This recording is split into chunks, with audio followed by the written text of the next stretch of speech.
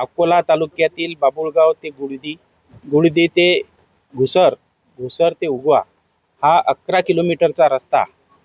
या रस्त्यावर मुख्यमंत्री ग्राम सडक योजनेअंतर्गत 46 कोटी रुपये मंजूर झाले. त्याच्यानुसार याचं काम झालं आणि 6 महिन्यापूर्वी या रस्त्याचं काम पूर्ण झालं.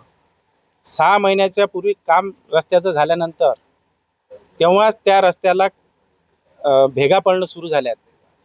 त्याच्या भेगा एवढ्या मोठ्या होत्या की मोटरसायकलचं चाक जाऊन फसेल एवढ्या मोठ्या मोठ्या भेगा त्याच्या पडल्या होत्या. म्हणजे तो रस्ता अक्षरशः असा काकडीसारखा उरला होता.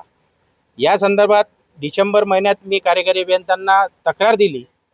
यांचे सचिव, मंत्रालयातील सचिव, प्रधानमंत्री ग्राम सडक योजनेचे सतीश चिखलीकर यांना सुद्धा निवेदन दिलं होतं. परंतु 4 महिन्यापासून यांनी याच्यावर कोणतीच कारवाई केली नाही. आणि त्याचे उपअभियंता असतील, कार्यकारी अभियंता असतील, हे सांगतात की या रस्त्यावर वाहतूक मोठ्या प्रमाणात असल्यामुळे हे रस्ते खराब झालेत. वास्तविक या रस्त्यावर कोणती वाहतूक नाही.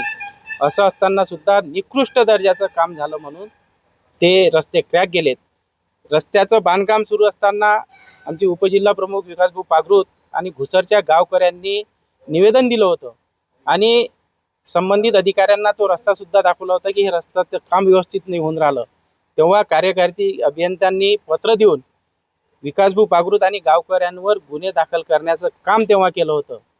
मग आम्ही तक्रार केल्यानंतर तुम्ही कोणती कारवाई करत नाही आणि कंत्राटदारानं तक्रार दिल्यानंतर तात्काळ आमच्या पदाधिकाऱ्यावर किंवा गावकऱ्यावर गुन्हे दाखल करण्यासाठी जेवढी कार्यतत्परता कार्यकारी अभियंत्यांनी दाखवली तेवढी जर कार्यकारी अभियंत्यांनी तत्परता या रस्त्याच्या कामात दाखवली असती तर निश्चितपणे हा रस्ता चांगला झाला असता.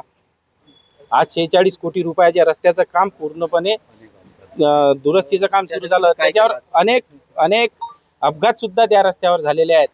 म्हणून प्रशासन याची दखल घेत नाही.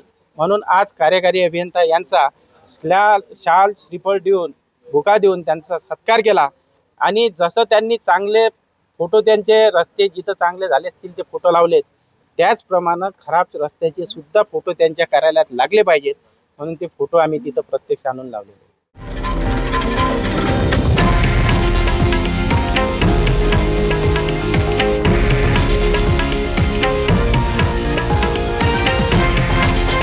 हे आहे देशातील नंबर 1 न्यूज नेटवर्क आणि आपण पाहत आहात TV9 मराठी, एकमेव.